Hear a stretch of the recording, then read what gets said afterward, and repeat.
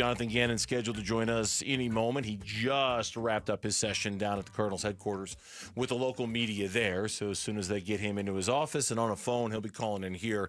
And then we'll have our exclusive conversation with him talking about the Cardinals' fourth straight loss. 2-4 on the season by a combined total of 9 points. It's obviously a very, very frustrating time right now for the Cardinals and the Cardinals fans because everything has been so very close and so very much right there and just not quite good enough for a variety of different reasons, just not quite good enough. Frustrating not being able to close out these games because you're right. You could easily look at the San Francisco game, the Tennessee game, and even if you lose that one, you're talking about a 4-2 record instead of a 2-4 record. And 2-4 is hard to come back from. It is. And they still have this toughest schedule in the NFL. You got a tough game against Green Bay coming up. And look, they're going to win more games. Just the question is how much of a hole have they put themselves in with this start?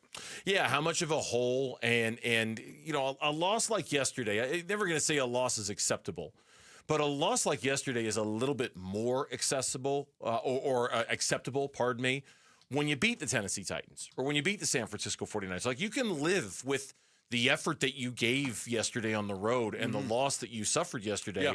When you're winning the games that you're supposed to win. And the Titans game is one you're supposed to win. That Niners game, you're supposed to win that game. Titans fired their coach today. Yeah, they did. Yeah, they did. Fired their coach. Did you see who they promoted? Oh, my goodness. Mike McCoy is the new interim head coach of the Tennessee Titans. Wow. Yeah, Brian. That guy's still around? I thought he lost. I thought after the Cardinals fired him, that was it. I did not. I was not aware that he was still around. I had no idea that he was still coaching in this league, and yet there he is.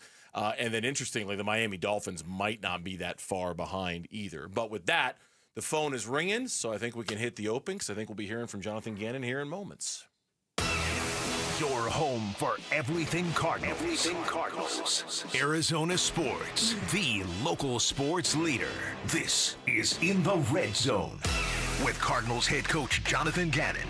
Brought to you by Earnhardt Ford in Chandler, proud sponsor of the Arizona Cardinals. No Bull. Every Monday at 3 o'clock following the Cardinals game, we are very appreciative to be hearing from the head coach of the Arizona Cardinals for his weekly visit. Jonathan Gannon joins us here on the Burns Gambo Show. Coach, I hope this phone call finds you well. Thanks for coming on today. We appreciate it. Yeah, thank you for having me. Yeah. It could find me a little bit better if we win a game. Tough. But, these are tough. It was so close. I'm here. So close, and every game's been a one-score game. It's frustrating as hell for us. I'm sure frustrating for you guys. I mean, you fight back, you take the lead in the fourth quarter of that football game, and then you guys give it right back. But after that, then you still get all the way down inside the 10-yard line. So I'm sure just very, very frustrating for you and the coaching staff. Yeah, it is. You know, we're doing a lot of good things throughout ball games. But just ultimately not enough. But we're, you know, and I hate to say like we're close because it's a win or a loss. It's very black and white. But I do want, and that's what with the team too. Like, I acknowledge the mistakes of 3 phases for 60 minutes and what we have to improve on. But I also acknowledge the good too, because there is a lot of good going on. And honestly, you guys, I was really proud. So, you know, a different type of adversity with coming off the last week. They really battled. And the first thing I look for is our effort and our violence. And, you know, I always like to point the negative out of that to make sure that the standard is the standard. And they did a really good job with it yesterday. So I'm proud of them for that, but ultimately not enough to win a game. Everyone's pissed off, but it's going to take solutions from the people in that room to figure it out and get it going. Yeah, and everybody, obviously everyone's pissed off after a game like that. I'm just kind of curious if you can highlight some of the positives that you mentioned the positives and not just making it all about the negatives. What were some of the positives that you took from that game yesterday? Yeah, I mean, like offensively, we generated some explosives. We scored some points. You know, I thought we did a pretty good job of staying on schedule, but when we got off schedule, we got out of it. You know, the guys with Trav going down before our first offensive snap were with 2 tight ends. With Marvin going down, I think in the second quarter, right, or first or second quarter, guys had to play different spots and were kind of on the fly. Drew and the staff, I thought, did a good job of making it work. You know what I mean, and putting us giving us a chance to win the game. Those were positives on offense. On defense, I actually thought we four-man rushed really well, better than we have all year.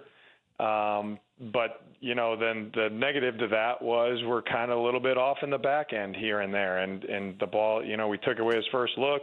The rush is caving in on him, but then there's an open guy here or there. So I didn't think we tackled great there. And yesterday, you know, we got to do a better job of tackling. That's fundamental of defense, playing good defense. But, you know, on defense, took the ball away, had the interception by Mack.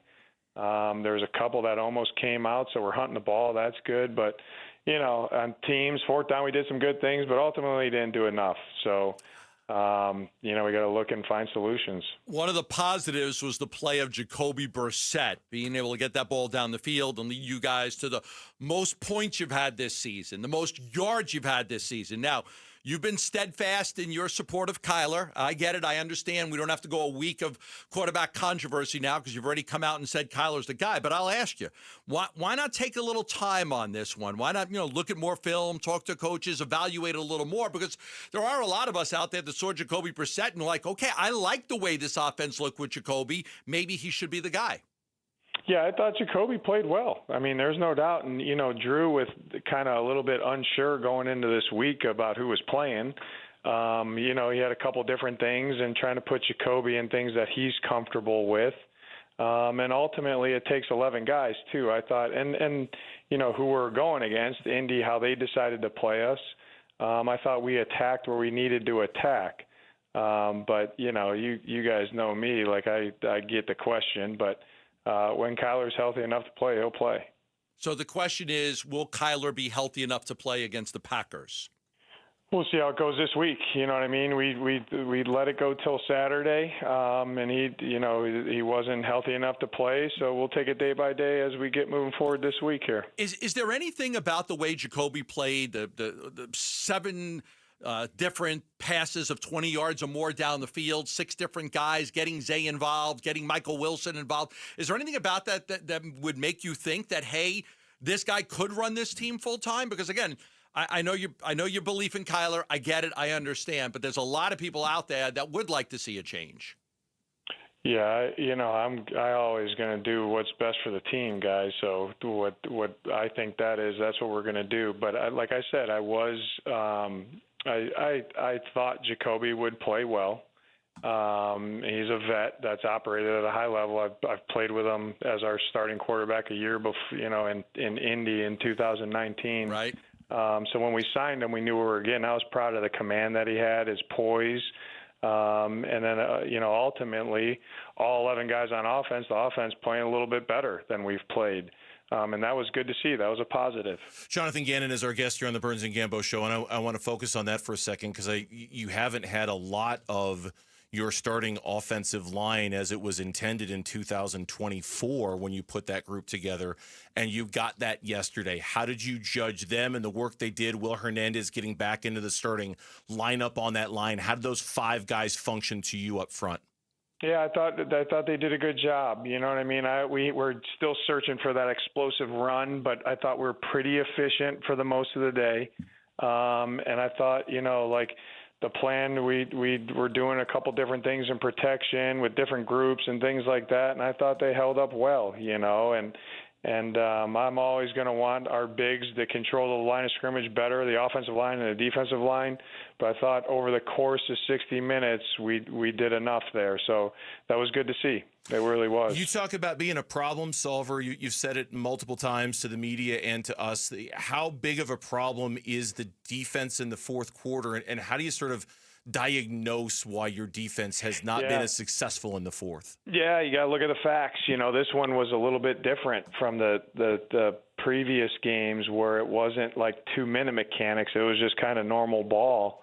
And we had some good drives and series in there, but we had some drives that are really not up to our standard, you know, and that's why they put points on the board. The one drive, you know, off the top of my head, I don't even think we got it to third down. Like if you don't get the team to known pass, let alone even to third down, obviously they're moving the ball up and down the field. So I didn't think our run game mechanics were up to par. I didn't think we tackled great. And again, the times that we had a chance to rush, we just weren't, perfect in the back end to give them guys a tick of time to really affect the quarterback. So, we'll get back to it. Make sure we're on all the details of all that, but we got to play better for 60 minutes. And again, with the defense, we had some really good spurts, but it takes 60 minutes. And I know everyone's not going to play a perfect game, and you're not going to call a perfect, if you're the play caller, you're not going to call a perfect game. I got that. But what rubs me is we got to make sure that we're taking care of us. I get they're paid too, and they're going to make plays, but we got to take care of us and control that a little bit better than we did yesterday. The NFL's tough, right? So many of these games are one-score games, and every game that you've played has been a one-score game. We could easily make an argument you guys should be 4-2 or 5-1. We can make that argument, but you've struggled in closing out the games, offense, defense, everything, all 60 minutes, like you've said. What could you put your finger on as to why you guys? Is it just having to learn how to win, or is it crucial mistakes? Face mask by Zaven for 15 and just penalties and things like that. Why have you guys been unable to close out some of these games? Yeah, I think it's a really good question. I think it's just that it's like we take turns, as I would call it. We get one thing kind of corrected and then something else pops up, or this guy's playing this coverage right and then we make an error, or whatever the case may be. It really is the ultimate team sport for a reason, and collectively, who's ever out there, coaches and players, we just got to do a little bit more. And I hate saying we're close, but we really are, and we're doing good things. I don't want to discount that, but I also am pissed off that we've lost 4 in a row. So we got to make sure that we double down on what's true, improve our process, and do more than what we've been doing to win a game. I asked you a couple of weeks ago about the run-pass disparity, and I'll do it again. 44 passes, I think 24 rushing attempts. Bam averaged 3.1 yards per carry. Carter was 3.8. I know you want to get more out of the rushing attack. You got Will Hernandez back for a full game here. What are you seeing with the rushing attack? How can you get more out of it to be more of a balanced offense? Yeah, I think, it comes down to the details. I think, how we set it up. We looked at that after that 4th game. And I think we just haven't seen it come to fruition quite yet. But I do think we're doing some good things there. Technique has to stay consistent, and then you look at from a schematic standpoint, are we putting our guys in the right spot? And Drew and I talk about that. I talk about that with the coordinators every day about that. But I think it's close, but it has to be better. I really do, because we're efficient, but we haven't been explosive, and I'd like to see a couple more 5-6 yarders to stay in front of the sticks, and so, but it's coming. It's a work in progress, but it's coming. Coach, as always, we do very much appreciate you coming on a Monday. Thank you for your time today. We wish you the best of luck against the Green Bay Packers. We will talk to you next week. Thank you. Okay. I appreciate you guys. Thank you. Jonathan Gannon, our guest here on the Burns Gambo Show. Thanks for watching Burns Gambo. Click to see more from the guys and hit the button in the middle to subscribe so you never miss a video from Arizona sports.